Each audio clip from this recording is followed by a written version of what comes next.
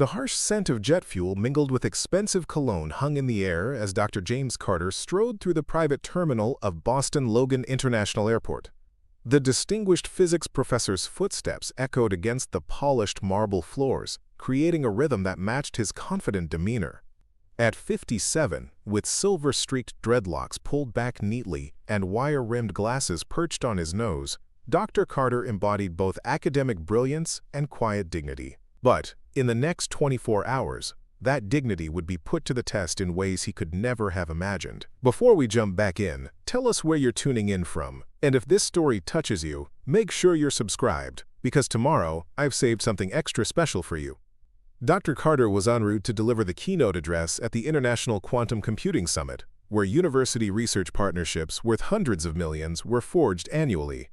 His groundbreaking work in quantum entanglement had positioned Westridge University at the forefront of technological innovation, attracting substantial investment from both government agencies and private corporations. The briefcase he carried contained not just his presentation materials, but proprietary research that represented the culmination of 15 years of painstaking work. "Good morning, Professor," called out Elaine Matthews, the regular attendant who had checked him in countless times before. "Running late today?" Her smile was genuine, her manner professional and warm. "Flight's delayed 40 minutes," he replied with a mild chuckle. "For once, my academic timing is actually perfect." He glanced at his watch, a modest timepiece that had been a gift from his late father upon earning his doctorate. The watch had witnessed every significant milestone in his career, a silent companion through triumph and challenge alike. What Dr. Carter couldn't know was that this delay would set in motion a chain of events that would shatter not just his day, but potentially his entire career and the future of quantum research at Westridge. As he moved toward the security checkpoint, he noticed a subtle shift in the atmosphere. Security personnel exchanging glances, a new supervisor surveying the area with calculated intensity. Marcus Sullivan, recently appointed head of terminal security, had implemented what he called enhanced randomized screening protocols. What these protocols actually entailed was a system of profiling that disproportionately targeted passengers who didn't fit Sullivan's narrow view of who belonged in the premium terminal. His 20 years in private security had cemented biases that he disguised as professional intuition. "Random security checks, sir," Sullivan announced, stepping directly into Dr. Carter's path. His voice carried an edge of authority that seemed deliberately excessive. "You've been selected for enhanced screening." Dr. Carter glanced around, noting that none of the other passengers, primarily white businessmen in expensive suits, were being subjected to these random checks. He'd experienced this familiar pattern throughout his career, the subtle and not-so-subtle ways in which his presence in prestigious spaces was questioned, challenged, and scrutinized. "Of course," he replied evenly, decades of navigating these situations evident in his measured tone. "I'm happy to cooperate." Preparing and narrating this story took us a lot of time, so if you are enjoying it, subscribe to our channel. It means a lot to us. Now back to the story. As Dr. Carter placed his briefcase on the stainless steel examination table, he maintained the composed demeanor that had become second nature in these situations.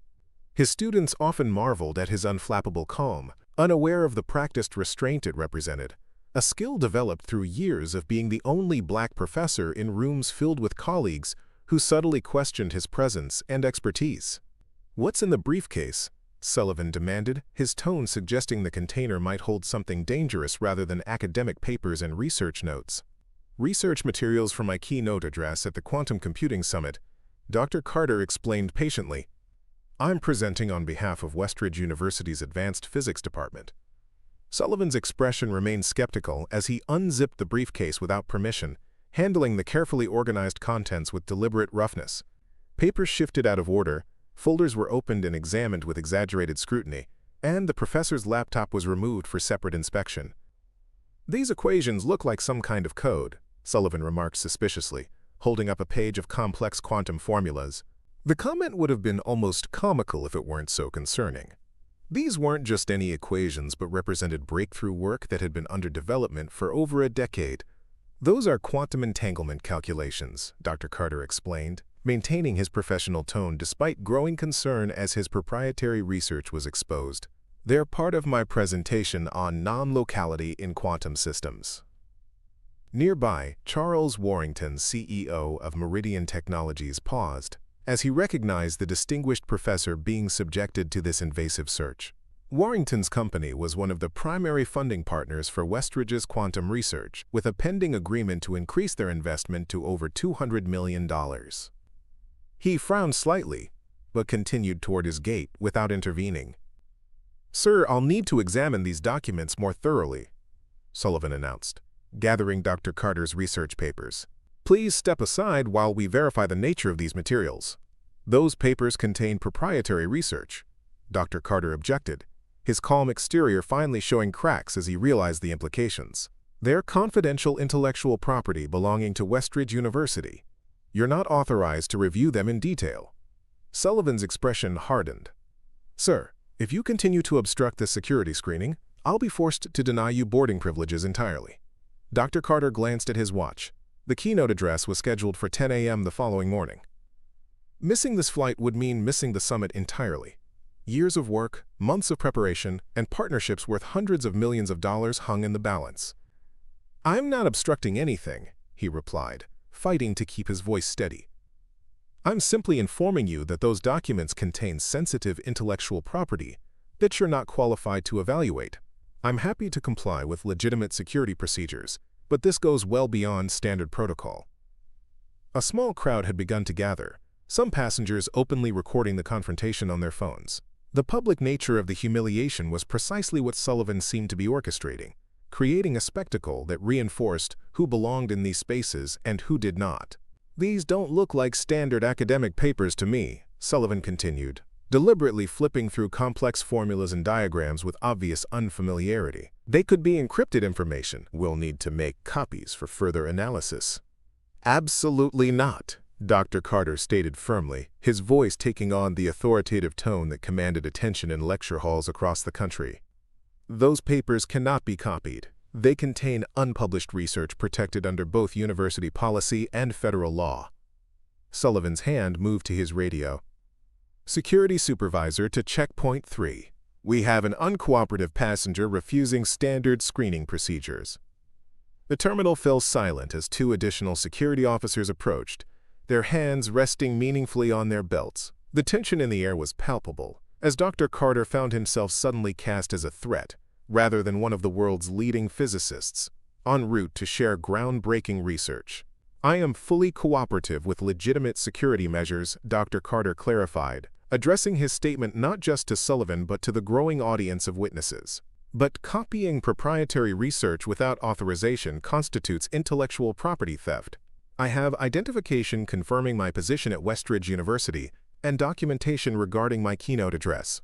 I'm simply asking that my research materials be treated with appropriate confidentiality." Catherine Chen, a young lawyer returning from a conference, stepped forward from the crowd. "Excuse me," she addressed Sullivan directly. "I specialize in intellectual property law, and Professor Carter is correct. You have no legal authority to copy proprietary research documents. Doing so would constitute a serious violation of both intellectual property rights and privacy laws." Sullivan's eyes narrowed at this unexpected intervention. "Ma'am, this doesn't concern you. Please proceed to your gate, or you'll be subjected to additional screening as well." "I'm simply stating the legal facts," Chen replied calmly. "Making unauthorized copies of proprietary research would create significant liability for your organization." The standoff continued as Dr. Carter watched his research being mishandled by individuals with no understanding of its significance. Pages containing mathematical formulas that had taken years to develop were being treated as suspicious code. Diagrams illustrating quantum entanglement principles were viewed as potential security threats. The profound irony wasn't lost on him. His work on quantum systems that could revolutionize security protocols was being flagged as a security risk. "Dr. Carter?" The voice came from behind him.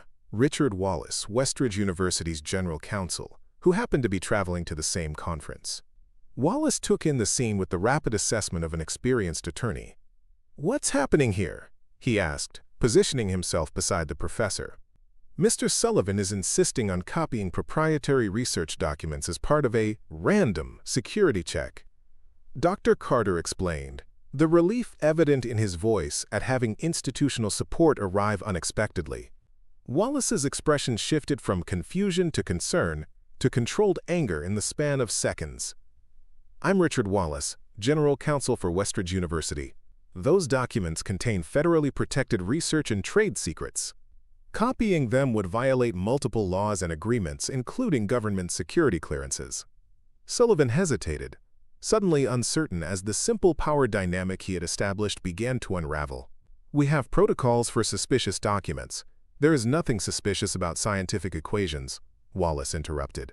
"What's suspicious is the selective application of enhanced screening to one of our most distinguished faculty members, when dozens of other passengers are proceeding without similar scrutiny." Throughout the confrontation, Dr. Carter maintained the dignified composure that had carried him through decades of similar situations. The constant need to justify his presence in spaces where others moved freely without question. His students often asked how he remained so calm in the face of provocation.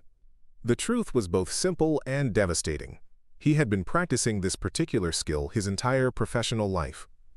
"We have the right to deny boarding to any passenger who presents security concerns," Sullivan insisted, though his voice had lost some of its earlier authority.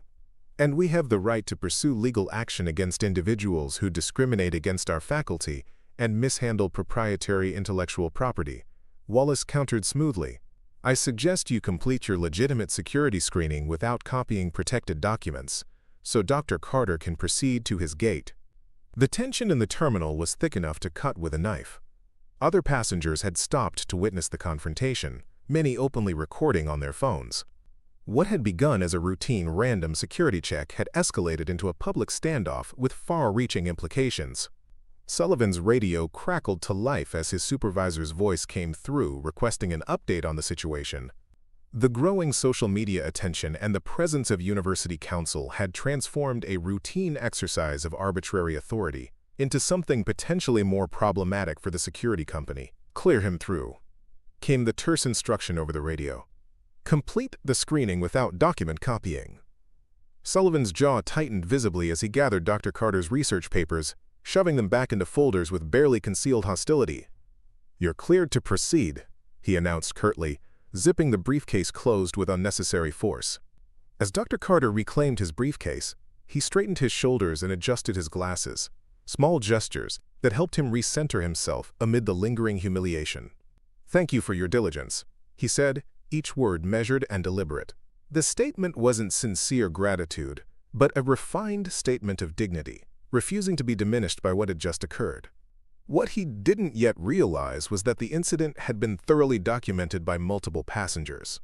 Within hours, video clips would circulate on social media under hashtags like #ProfessorProfiled and #QuantumDiscrimination. By the time his plane landed, the story would be picking up momentum in academic circles and technology forums.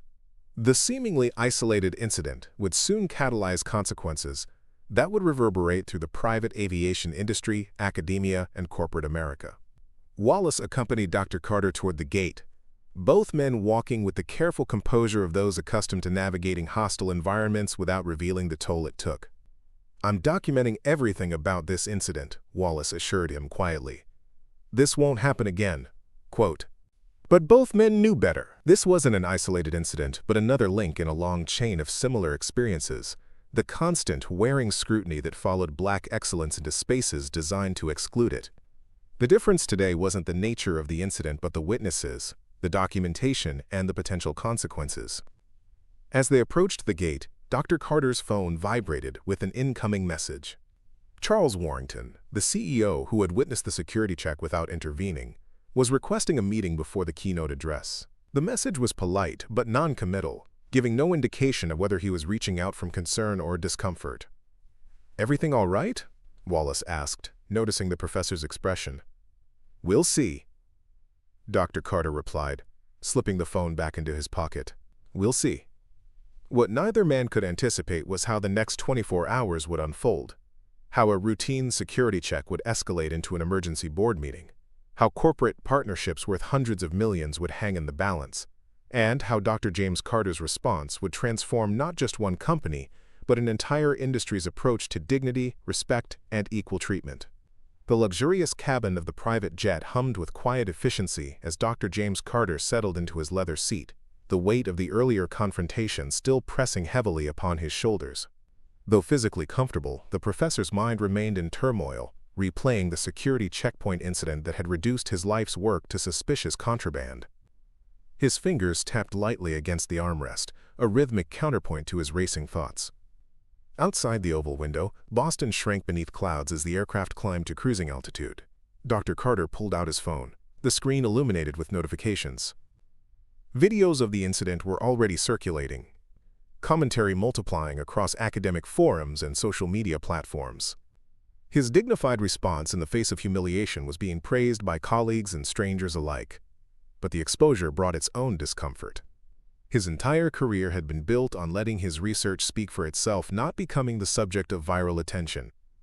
Dr. Carter? The flight attendant approached with respectful professionalism.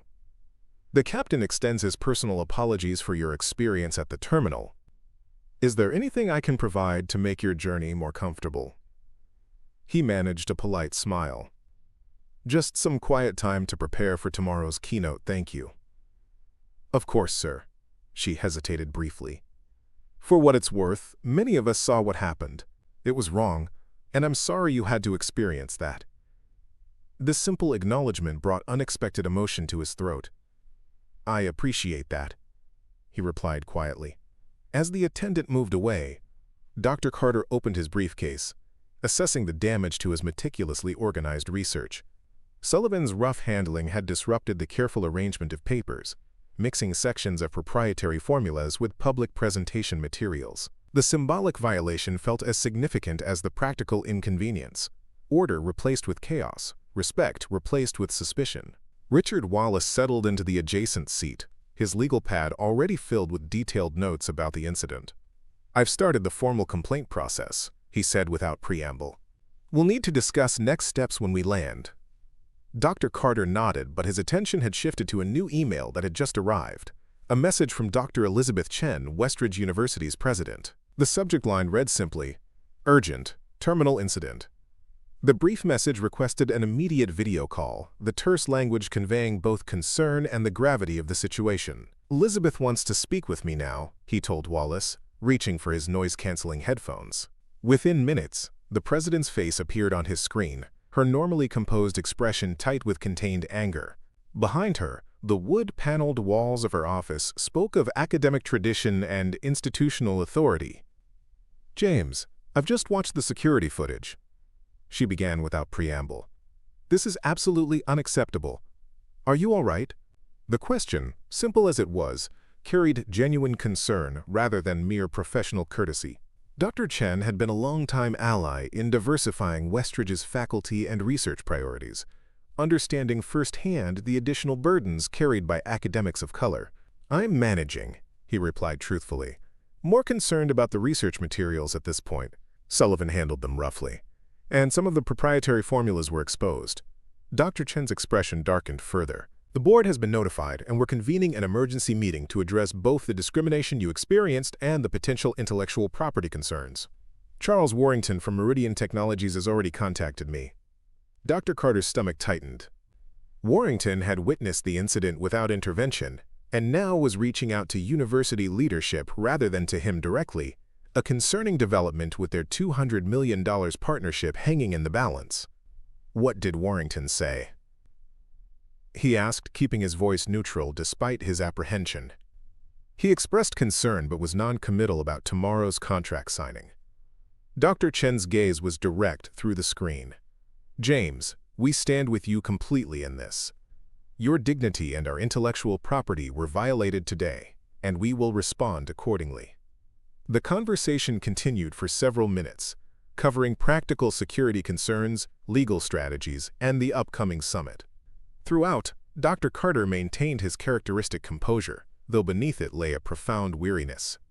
Each discriminatory incident throughout his career had required this same calculated response, measured, reasonable, strategic, never allowing himself the full expression of justified anger that others would be granted without question. As the call ended, he leaned back against the headrest, closing his eyes briefly. Tomorrow's keynote would need to be flawless, the presentation impeccable, his demeanor perfectly calibrated between confidence and approachability. The additional pressure of performing excellence under scrutiny was a familiar burden, but it never became easier to bear. Wallace had been discreetly taking notes during the call. "The university's full support gives us significant leverage," he observed. "But Warrington's reaction concerns me. Meridian's investment is crucial for the Quantum Research Center's next phase." Dr. Carter nodded, his thoughts already mapping potential scenarios and response strategies. "Charles has always been primarily concerned with optics and market perception. If he thinks associating with me or Westridge might generate negative publicity, he could easily direct those funds to MIT or Stanford instead. Would he really walk away from 15 years of collaborative research over this incident?" Wallace asked incredulously. "Corporate partnerships are ultimately business decisions, not moral ones," Dr. Carter replied, the hard-earned wisdom evident in his tone. "Meridian needs our research, but they don't necessarily need us specifically to develop it."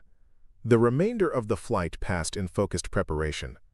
Dr. Carter meticulously reorganized his materials, rehearsed key sections of his presentation, and responded to urgent messages from colleagues who had witnessed or heard about the airport incident. By the time the aircraft began its descent into San Francisco, he had reconstructed his professional armor, ready to face whatever awaited him on the ground. What he couldn't prepare for was the scene that greeted him as he deplaned. A small crowd of journalists had gathered near the private terminal exit, cameras and recording devices at the ready. The airport incident had escalated from academic social media to mainstream news coverage with remarkable speed. "Dr. Carter, can you comment on the discriminatory search you experienced in Boston?" "Professor, will this incident affect Westridge's partnership with Meridian Technologies?" "Dr. Carter, do you believe this was an isolated incident or part of a pattern of discrimination in private aviation?" Wallace stepped forward protectively. "Dr. Carter has no comment at this time. He's en route to deliver a keynote address at the International Quantum Computing Summit. Westridge University will issue a formal statement tomorrow." The protective barrier of legal language provided momentary relief as they moved through the terminal, but Dr. Carter felt the weight of unwanted attention following him like a shadow.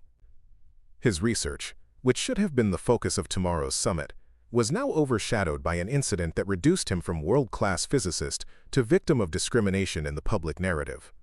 "I hadn't anticipated this level of media interest," he admitted quietly as they entered the waiting car. "The timing aligns with growing scrutiny of discriminatory practices in private transportation," Wallace replied. "Your established reputation and the clear injustice of the situation created the perfect conditions for this to gain traction." As they drove toward the conference hotel, Dr. Carter's phone rang with a call from his daughter, Maya, a second-year medical student at Johns Hopkins. "Dad?" Her voice came through with evident concern. "I just saw the video from the airport. Are you okay?" The simple question from his daughter cracked through his professional composure in a way that confronting Sullivan had not. "I'm fine, sweetheart," he assured her, his voice softening. "Nothing I haven't navigated before." "But that's exactly the problem," Maya replied, frustration evident in her tone. "You shouldn't have to keep navigating this. Your work deserves respect. You deserve respect."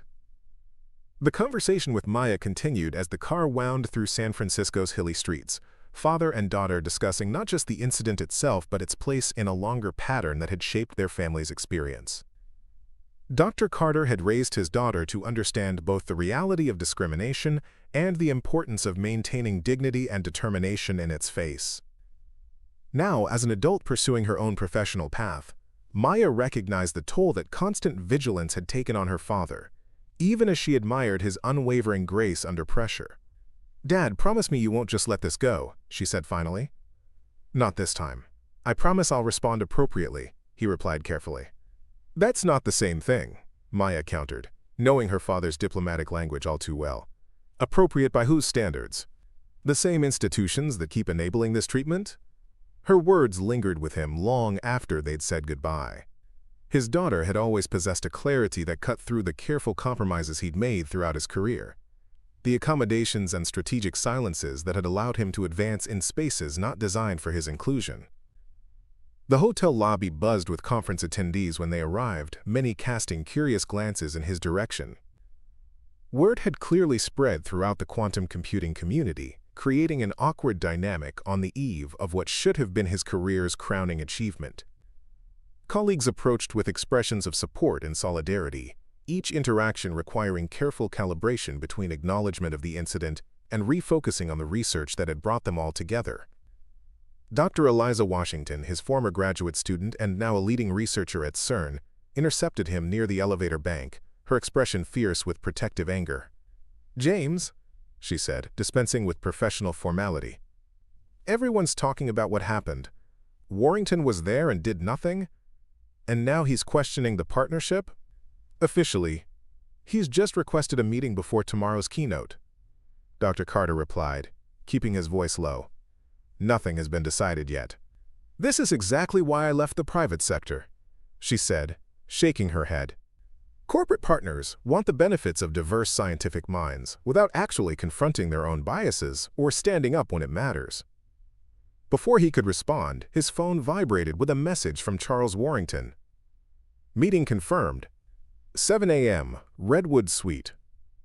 The early timing, 3 hours before the keynote, suggested a conversation Warrington didn't want widely observed by other summit attendees. The elevator doors opened, offering momentary escape from the lobby's curious gazes.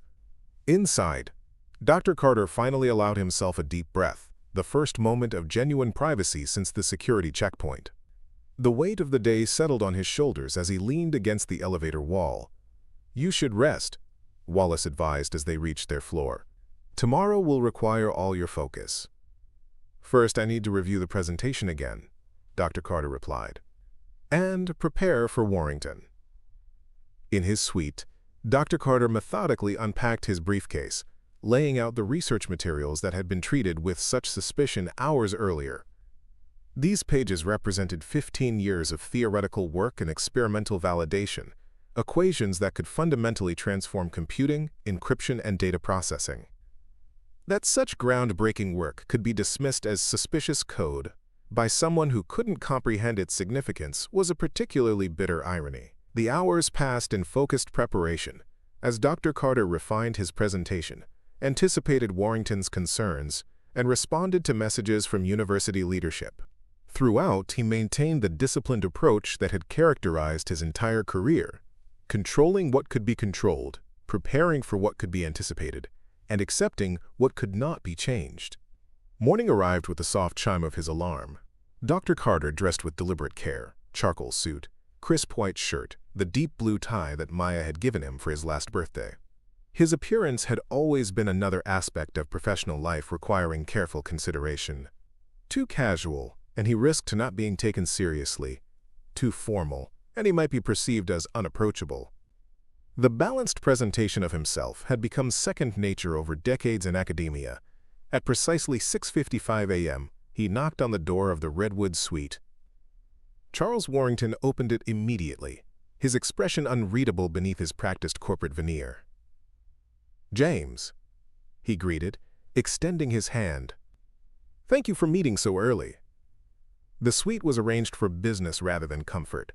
Documents spread across the conference table, Meridian's legal counsel seated to one side, a digital presentation queued on the large monitor. The scene suggested decisions had already been made, the meeting a formality rather than a genuine discussion. "I appreciated your message," Dr. Carter began diplomatically, "though I confess I'm concerned about its timing in the presence of legal counsel before we've had a chance to speak directly." Warrington gestured toward the seating area. "I'll be direct, James. Yesterday's incident has created complications for our partnership announcement. The only complication was discriminatory treatment by airport security," Dr. Carter replied evenly. "My research remains precisely as valuable and groundbreaking as it was yesterday morning." Warrington's expression tightened almost imperceptibly. "We're concerned about potential intellectual property exposure.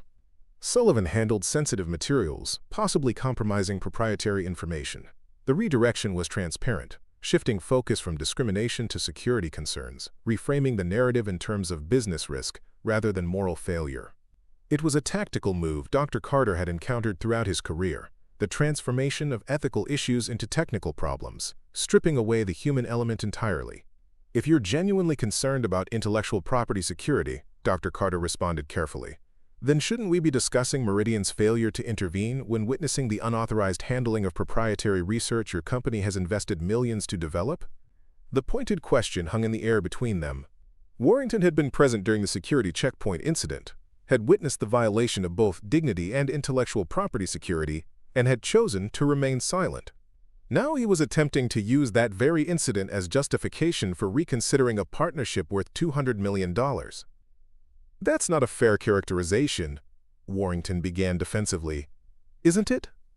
Dr. Carter interrupted, his tone remaining measured but firm. You witnessed a security officer, without appropriate clearance or expertise, rough-handling quantum computing research that your company values at hundreds of millions of dollars.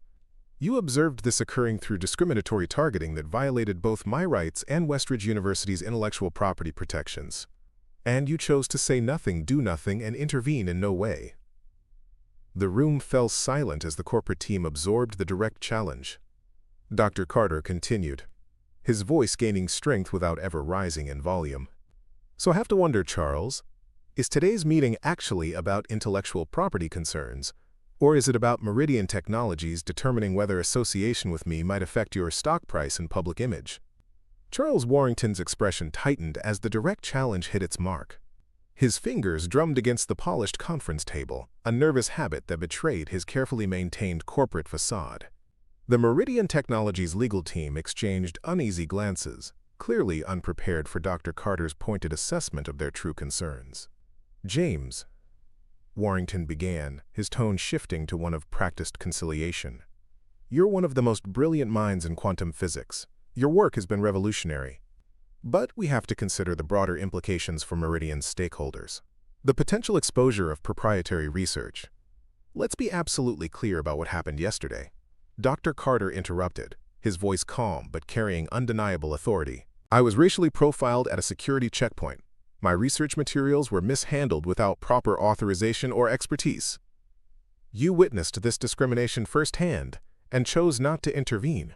Now you're suggesting that the very violation you observed might justify reconsidering our partnership.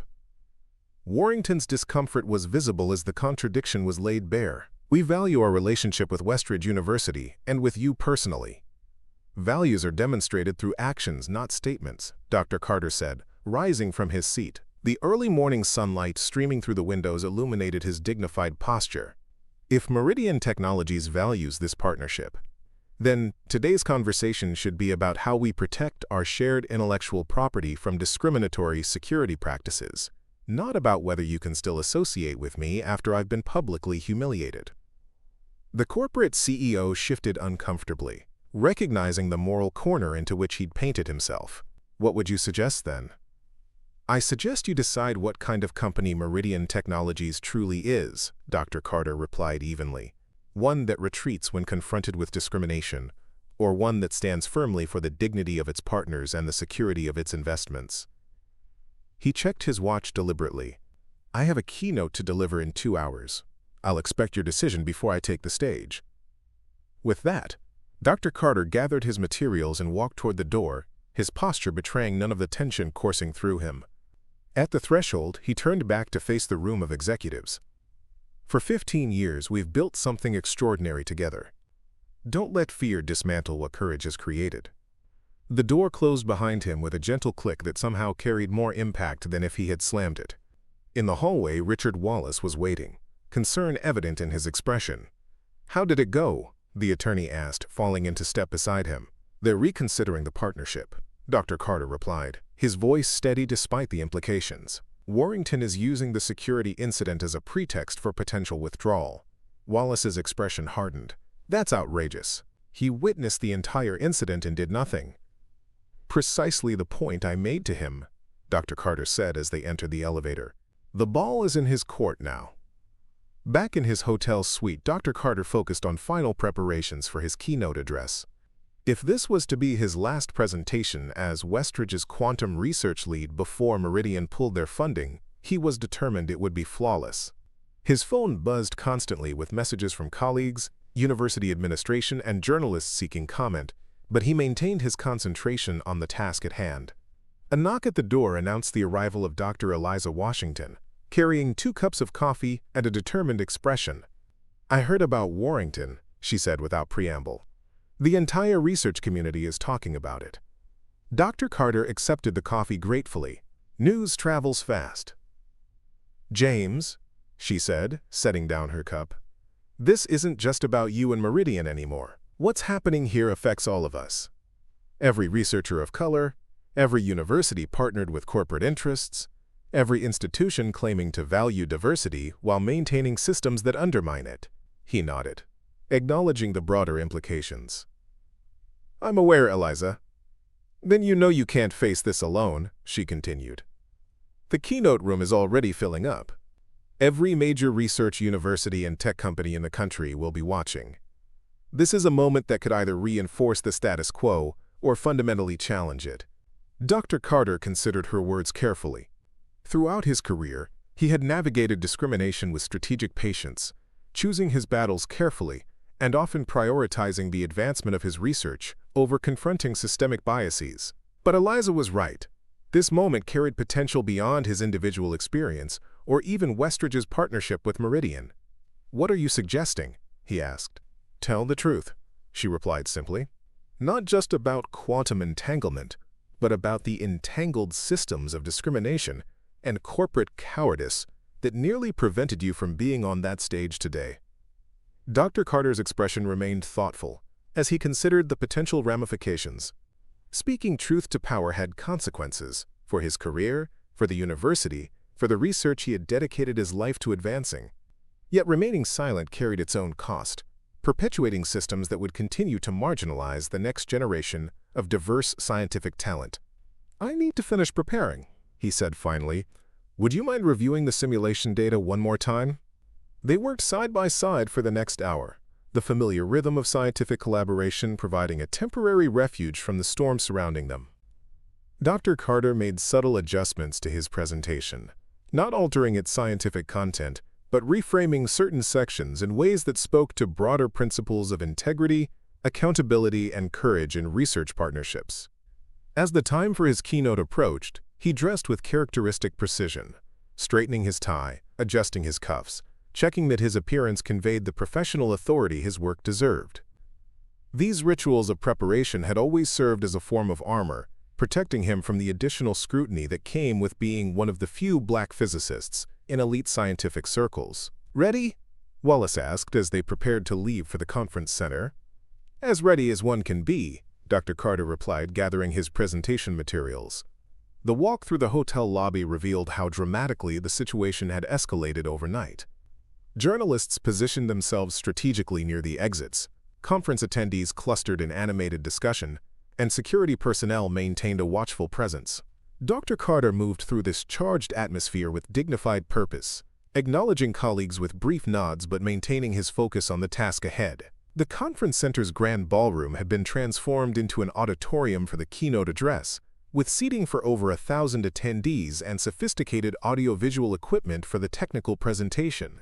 As Dr. Carter entered through the side door, he could see the room was already filled beyond capacity, with additional attendees standing along the walls and sitting in the aisles. Dr. Elizabeth Chen, Westridge University's president, was waiting backstage, her expression conveying both concern and resolute support. "James," she greeted him warmly, "how are you holding up?" "Focused on the science," he replied with a small smile that acknowledged the understatement. "The board has been in emergency session all morning," she informed him. "They've unanimously voted to support whatever decision you make regarding the Meridian partnership in your address today." The institutional backing was meaningful but not surprising. Westridge had built its reputation on research excellence and integrity, values that Dr. Carter had exemplified throughout his tenure. What was surprising was the absence of Charles Warrington, who should have been backstage preparing for the partnership announcement scheduled to follow the keynote. "Any word from Warrington?" Dr. Carter asked. Dr. Chen's expression tightened slightly. "Nothing official. He's in the audience, but he hasn't confirmed whether Meridian will proceed with the partnership announcement." The conference organizer approached, clipboard in hand. "Dr. Carter, We're ready for you. The room is at maximum capacity, and we've added live streaming to overflow rooms. Dr. Carter nodded, taking a deep breath as he prepared to face not just the scientific community, but the court of public opinion that had formed around yesterday's incident. As he stepped onto the stage, the bright lights momentarily obscured the audience, giving him a fleeting moment of solitude before the sea of faces came into focus. The applause that greeted him was thunderous, not merely the polite acknowledgement typically offered to keynote speakers, but a deliberate, sustained show of support and solidarity. Researchers, industry leaders, and students rose to their feet in a standing ovation before he had spoken a single word, their response conveying a message that transcended the usual professional courtesies. Dr. Carter stood at the podium, allowing the moment to unfold without rushing to quiet it. He could see Charles Warrington in the front row, clapping with visible discomfort, caught between professional obligation and personal uncertainty. Beside him sat the Meridian Technologies board members and executives who would ultimately influence the fate of the $200 million partnership. When the applause finally subsided, Dr. Carter adjusted the microphone and surveyed the room with calm authority. "Thank you for that generous welcome," he began, his resonant voice carrying easily through the large space. "Today, I had planned to speak exclusively about quantum entanglement, the phenomenon Einstein famously described as spooky action at a distance." He paused, allowing a ripple of appreciative chuckles from the scientifically literate audience. "But I find myself reflecting on a different kind of entanglement. The complex interconnection between scientific advancement, corporate responsibility, and human dignity." The room fell completely silent, attendees leaning forward in their seats as they realized this would not be the standard technical presentation they had anticipated. In the front row, Warrington shifted uncomfortably, his expression tightening. For those who may not be aware, Dr. Carter continued, his tone measured and factual.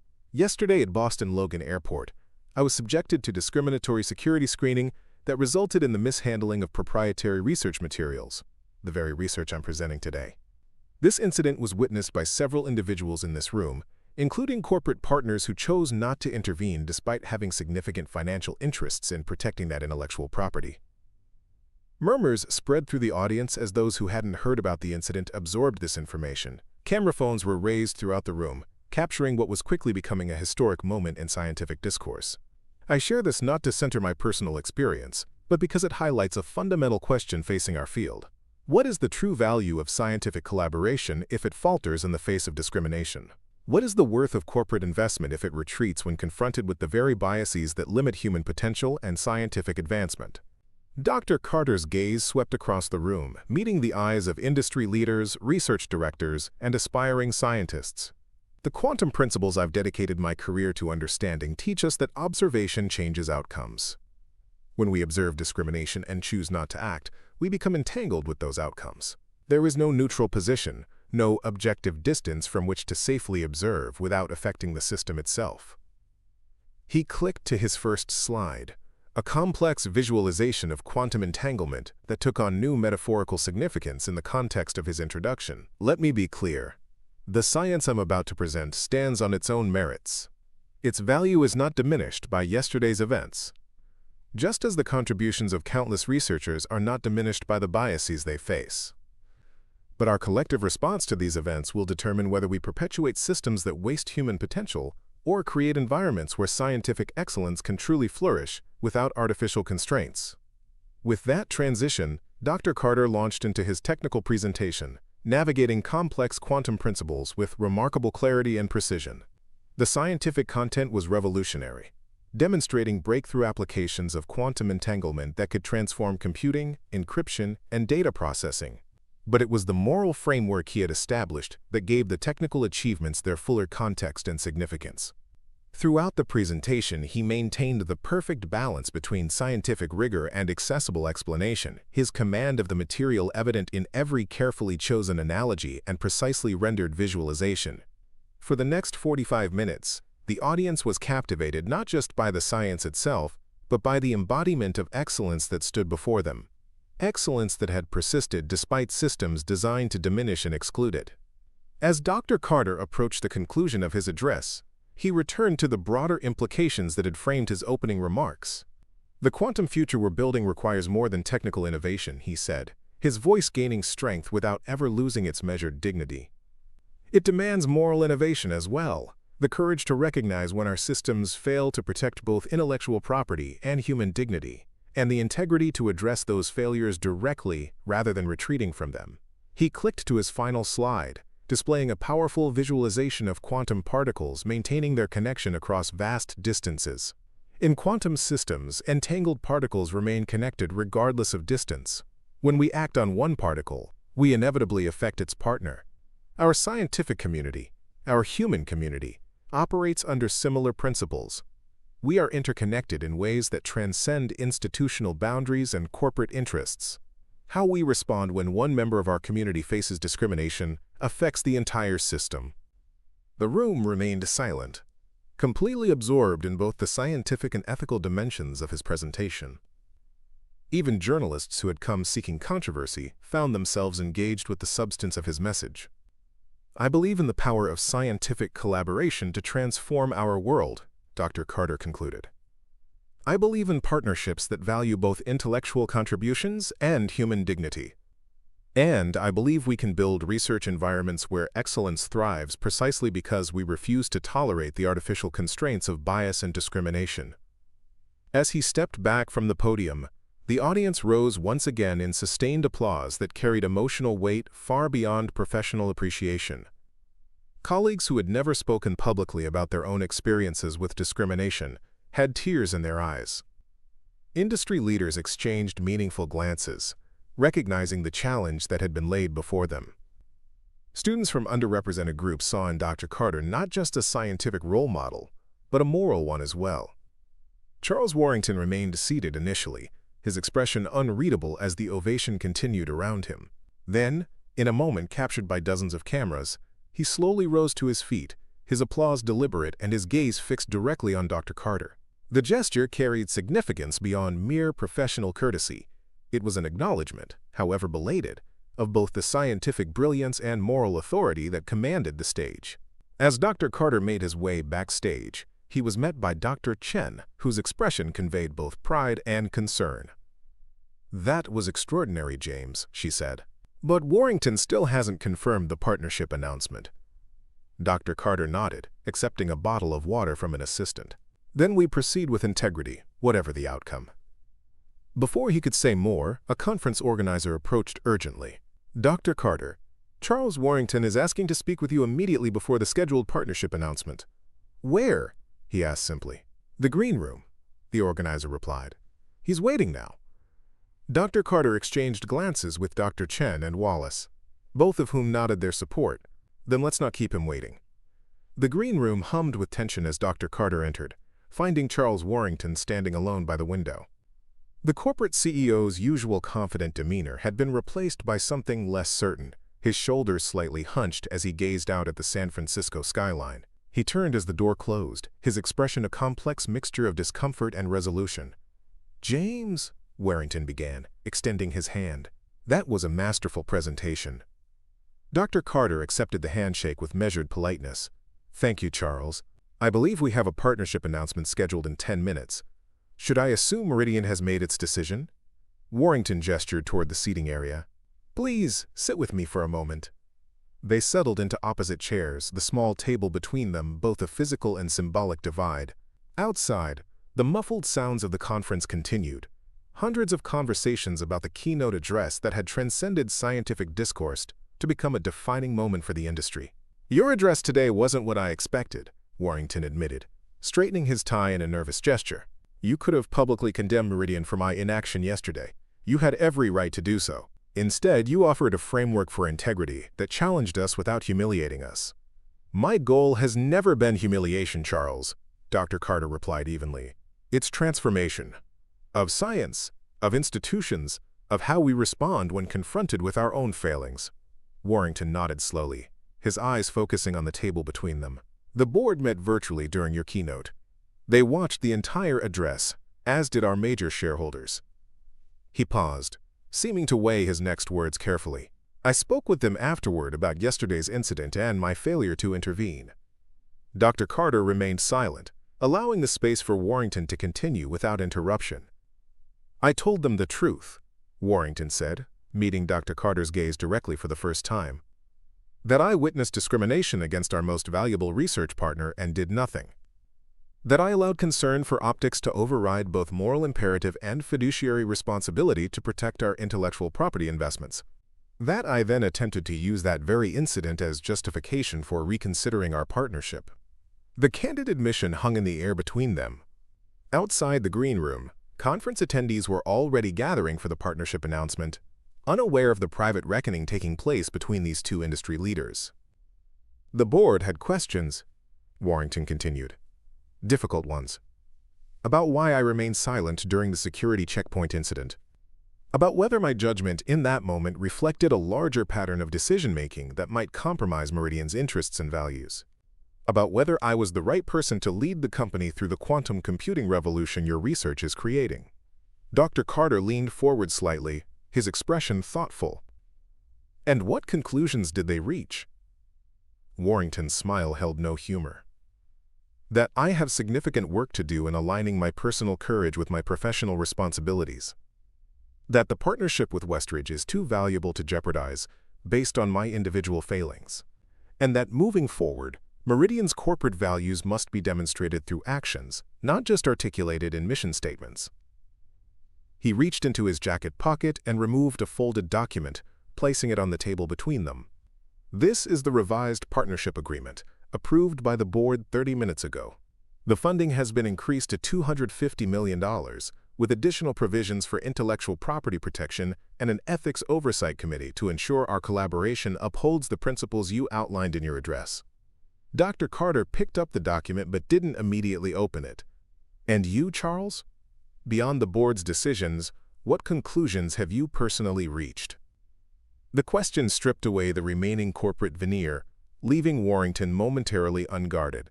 "That I've spent 20 years climbing to this position by avoiding difficult conversations and uncomfortable confrontations. That yesterday, when faced with the choice between moral courage and professional convenience, I chose the path of least resistance and nearly lost the most significant partnership in our company's history as a result." He gestured toward the document in Dr. Carter's hands. "Inside you'll find my personal commitment, separate from the corporate agreement. Meridian will establish a $50 million fund for scholarships and research grants specifically aimed at supporting underrepresented students and faculty in quantum physics. I'm naming it the Carter Initiative for Excellence in Quantum Research, if you'll permit us to use your name." The gesture represented more than financial commitment. It was institutional acknowledgement of both scientific contribution and moral leadership. Dr. Carter opened the document, scanning its provisions with the careful attention he brought to all his professional undertakings. "I appreciate the gesture, Charles," he said finally, "but lasting change requires more than financial commitments. It requires sustained attention to how power operates within our institutions, who feels welcome, whose contributions are valued, whose dignity is protected." Warrington nodded, acceptance rather than defensiveness in his expression. "I understand. The fund is just a beginning, not a conclusion. I'm listening and learning, imperfectly but sincerely." A knock at the door announced the conference organizer's return. "Gentlemen, we're ready for the partnership announcement. The press and attendees are waiting." As they rose to leave, Dr. Carter paused. "One moment, Charles. Before we go out there, I need to know, was this decision driven by public pressure after the videos went viral, or by genuine recognition of the principles at stake?" The directness of the question seemed to catch Warrington off guard. After a moment of reflection, he answered with equal directness. "Both, initially. The viral spread created urgency, but watching your address today created understanding. I can't claim perfect motives, James. I can only commit to better actions moving forward." The honesty in the response carried more weight than any polished corporate statement could have. Dr. Carter extended his hand. "Then let's build something worthy of that commitment." Together they walked onto the stage to thunderous applause from the assembled industry leaders, researchers, and press. The large screens displayed the partnership announcement. Meridian Technologies and Westridge University expand quantum computing collaboration with $250 million investment.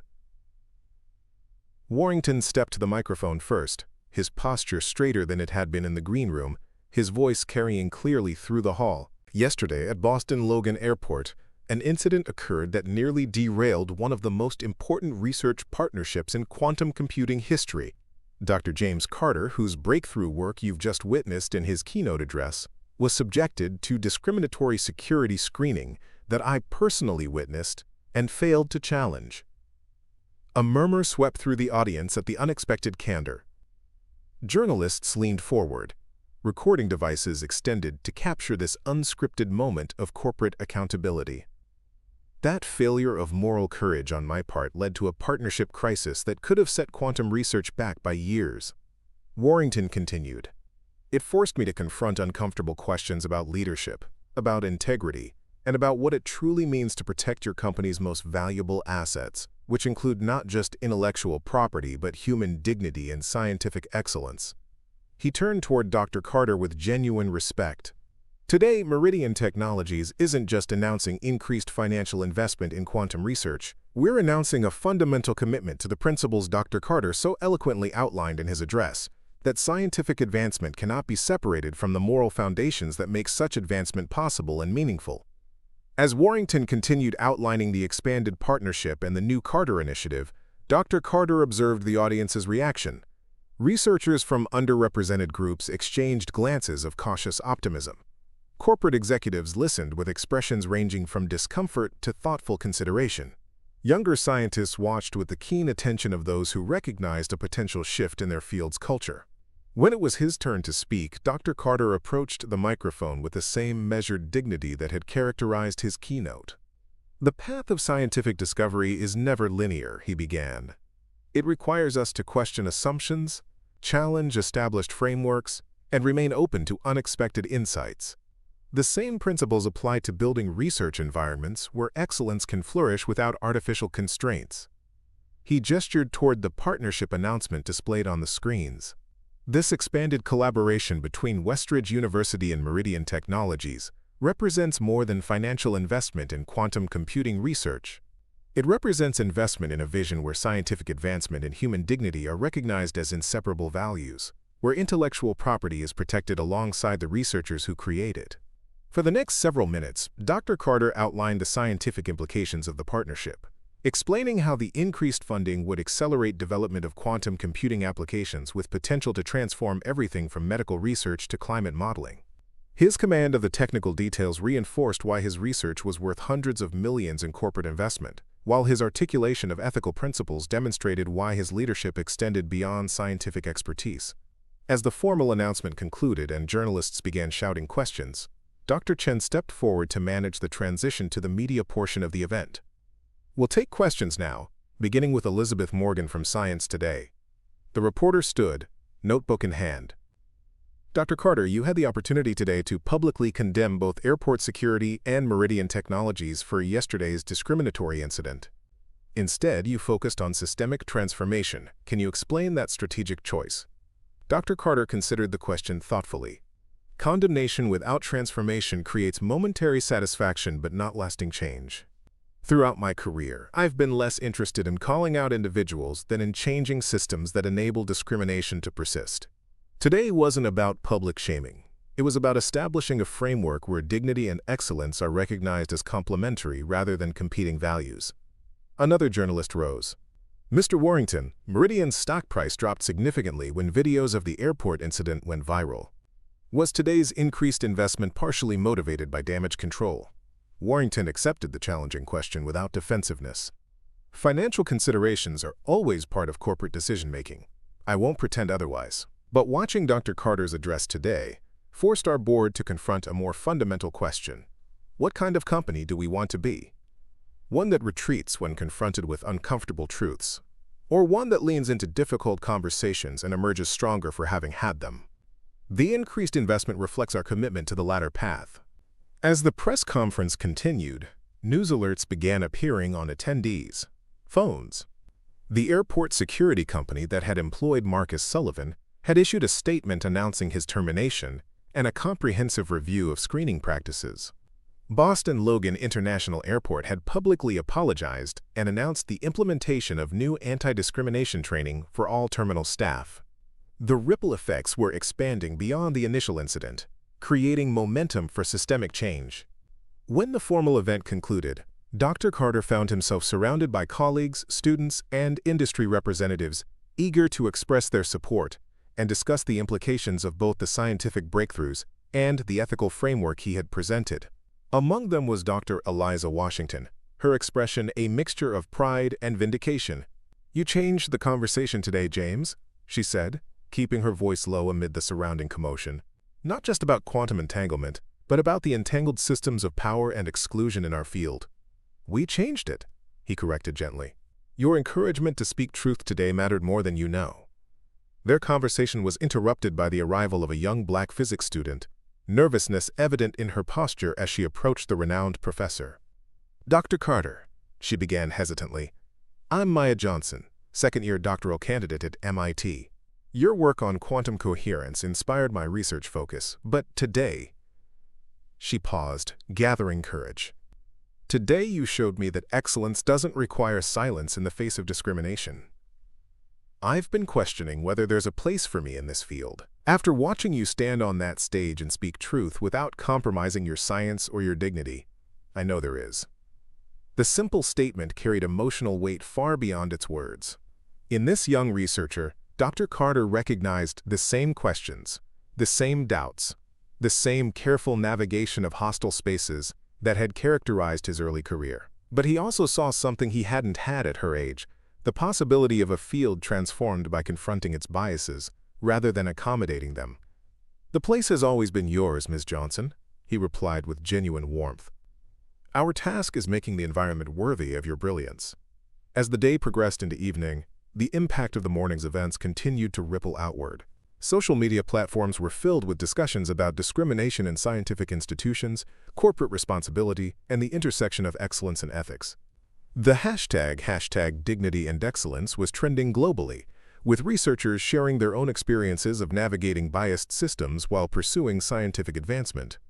In his hotel suite that evening, Dr. Carter finally had a moment of quiet reflection. His phone displayed dozens of messages from colleagues around the world, university administration updates about the finalized partnership agreement, and a particularly meaningful text from his daughter. "You didn't just respond appropriately, Dad. You transformed the conversation. So proud of you." A knock at the door revealed Richard Wallace, documents in hand, and satisfaction evident in his expression. "The final agreements are signed," he announced as Dr. Carter invited him in. Meridian's legal team worked through the afternoon to incorporate all the provisions we discussed. "The partnership is secure, with better terms than we initially negotiated." "And the security company?" Dr. Carter inquired. "They've reached out through their attorneys requesting a meeting," Wallace replied. "They're facing significant public pressure and potential lawsuits from other passengers who've experienced similar discrimination. They're hoping you might consider consulting on their reformed screening protocols." Dr. Carter considered this unexpected development. Transforming their practices would have far greater impact than simply condemning them, he mused. "Set up the meeting for next week, after I've had time to develop specific recommendations." As Wallace departed, Dr. Carter turned back to the window overlooking San Francisco, the city lights beginning to illuminate the evening's skyline. His reflection in the glass looked back at him, the same dignified professor who had walked into Boston Logan Airport yesterday morning, yet somehow fundamentally changed by the events that had unfolded since then. For most of his career, he had navigated discrimination with strategic patience, choosing his battles carefully, and often prioritizing scientific advancement over confronting systemic biases. Today had represented a different approach, one that refused to accept the false choice between scientific excellence and human dignity, between professional advancement and moral courage. His phone chimed with a news alert. Quantum Computing Summit becomes turning point for industry ethics. The article featured his keynote address and the partnership announcement, but focused particularly on the framework he had established for integrating scientific advancement with moral responsibility. His words were being quoted by industry leaders, academic institutions, and corporate boards across the country. A year later, Dr. Carter stood once again in the private terminal of Boston Logan International Airport, this time as chairman of the newly established National Commission on Equity in Transportation Security. The terminal had been physically transformed, not just in aesthetics, but in operational procedures, staff training, and accountability systems. The marble floors remained, but the culture of exclusivity and discrimination that had pervaded the space had been systematically dismantled and reconstructed. Jennifer Martinez, the new head of terminal security, approached with professional courtesy. "Dr. Carter, welcome back to Boston. Your team is already set up in the conference room for today's implementation review." "Thank you, Jennifer," he replied, noting the visible changes since his last visit. Security personnel now wore body cameras with cloud storage that couldn't be altered or deleted. Clear signage throughout the terminal informed passengers of their rights during screening procedures. Most significantly, the demographics of the security team reflected a commitment to diversity that went beyond superficial representation to include leadership positions and policy development. The conference room contained a mixture of familiar and new faces. Eliza Washington, now serving as Westridge University's Vice President for Research Integrity, was engaged in conversation with Charles Warrington, whose company had become an unexpected leader in corporate ethics following last year's events. University administrators, transportation security experts, civil rights attorneys, and government officials had gathered to review the implementation of protocols that Dr. Carter had helped develop over the past 12 months. "Let's begin," Dr. Carter announced as he took his seat at the head of the table. "Our agenda today focuses on the quantitative and qualitative results of the reformed security screening protocols implemented across major terminals nationwide." Martinez activated the presentation display. The data shows significant improvement in both security effectiveness and passenger experience measures. Complaints of discriminatory treatment have decreased by 78%, while detection of actual security threats has increased by 23%. Most importantly, added the civil rights attorney who had been appointed to the oversight committee, these improvements haven't come at the expense of efficiency. Average processing times have actually decreased under the new protocols. Dr. Carter nodded, satisfaction evident in his expression. "These results confirm what many of us have argued for years. Discrimination doesn't enhance security. It undermines it by misdirecting resources and creating blind spots. When we focus on actual behavior patterns rather than biased assumptions about who looks suspicious, we create systems that are both more just and more effective." The meeting continued for several hours, with detailed analysis of implementation challenges, ongoing training requirements, and plans for expanding the reformed protocols to additional transportation hubs. Throughout the discussions, Dr. Carter guided the conversation with the same precision and clarity that characterized his scientific work, ensuring that both technical security considerations and fundamental human dignity remained at the center of their approach. As the meeting concluded and participants dispersed to various afternoon commitments, Charles Warrington approached Dr. Carter privately. "The Carter Initiative has funded its 100th scholarship," he said with evident pride. "The first cohort of students will be graduating next spring, and 3 have already accepted positions at Meridian's Quantum Research Division." "That's excellent news," Dr. Carter replied. "How is the mentorship program developing?" "Beyond our expectations," Warrington admitted. "Initially, I worried it would be difficult to find enough senior researchers willing to commit significant time to mentoring. Instead, we've had to create a waiting list." Turns out many established scientists have been looking for structured ways to address the barriers they themselves faced early in their careers. Their conversation was interrupted by a notification on Dr. Carter's phone, a reminder of his keynote address at MIT later that afternoon, where he would be speaking to graduate students about both quantum computing advances and the ethical frameworks necessary for responsible scientific innovation. "I should head to campus," he said, gathering his materials. The students particularly wanted to discuss the integration of ethics into technical education. How we prepare the next generation not just to make scientific breakthroughs, but to navigate the moral implications of those advances. Warrington nodded thoughtfully. "A year ago, I would have considered that conversation separate from real scientific work. Now I understand they're inseparable." As Dr. Carter moved through the terminal toward his waiting car, he passed the security checkpoint where last year's confrontation had occurred. The physical space looked similar, but the human dynamics within it had been fundamentally transformed. Security officers interacted with passengers of all backgrounds with consistent professionalism. Screening procedures followed standardized protocols, rather than subjective assessments.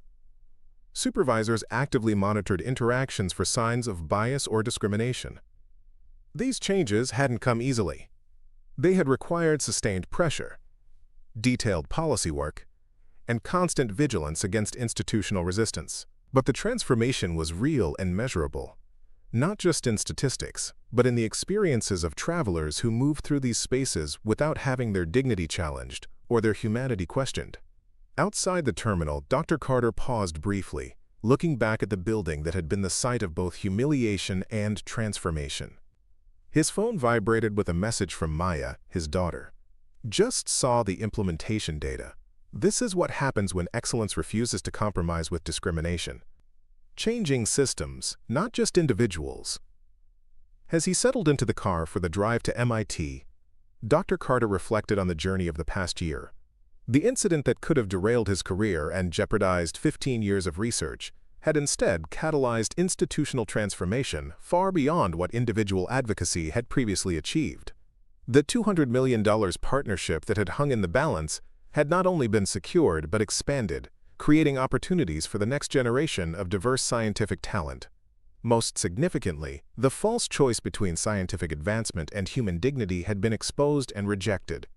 Excellence and ethics, so often positioned as competing values, had been revealed as mutually reinforcing principles, each strengthening and elevating the other when properly integrated into institutional frameworks and personal conduct. As the Boston skyline receded in the rearview mirror, Dr. Carter opened his presentation notes for the MIT address. The title slide read, "Quantum Ethics: Advancing Science Through Moral Innovation." The subtitle captured the essence of what he had learned and taught over the past year. Excellence without dignity is impossible. Dignity without excellence is incomplete. The waiting students would receive not just cutting-edge quantum computing concepts, but a framework for integrating scientific brilliance with moral courage. A framework that recognized how addressing discrimination and bias wasn't a distraction from scientific advancement, but a crucial component of creating environment. This, Dr. Carter reflected, was his most significant contribution. Not just the quantum breakthroughs that would transform technology, but the ethical frameworks that would transform the culture of science itself. By refusing to accept the humiliation of that security checkpoint as simply the cost of existing in spaces not designed for his inclusion, he had helped create new spaces where the next generation could advance without carrying those same burdens. The car approached the MIT campus, where hundreds of students and faculty awaited his arrival. The future of quantum computing, and the ethical frameworks that would guide its development, was being shaped by conversations like the one he was about to lead. And in that future, excellence and dignity would stand together, neither compromised for the advancement of the other. Up next, you've got two more standout stories right on your screen. If this one hit the mark, you won't want to pass these up. Just click and check them out. And don't forget to subscribe and turn on the notification bell so you don't miss any upload from us.